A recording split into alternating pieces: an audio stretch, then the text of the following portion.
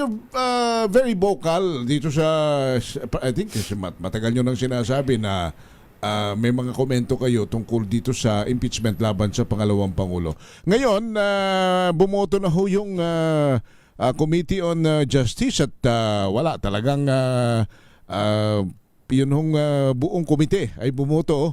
Unanimous decision. Unanimous. So, papunta na ito sa plenaryo para pagbotohan naman. Ano po ang inyong obserbasyon? What is your thought on that? Expected naman po yun, wala umpisa.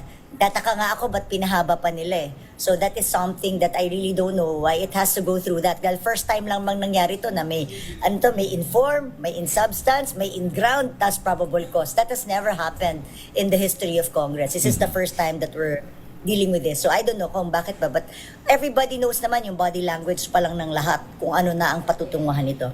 So the question is, yung 106 signatures na lang sa plenary vote. So yun na lang hihintayin natin. But Okay. you as a former congresswoman and kasamahan ninyo yung mga bumoto, kumbinsido ho ba kayo sa mga kanilang presentang ebidensya, sa kanilang mga pagsasalaysay, presentasyon, may mga talumpati pa, kumbinsido ba kayo?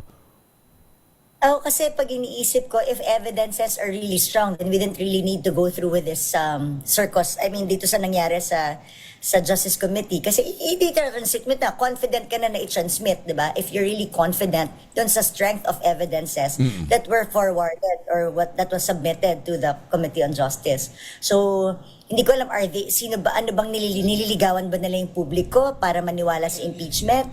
Nililigawan ba nila yung mga kapwa namin mambabatas? Kaya nila ito ginagawa? Nililigawan ba nila yung senators?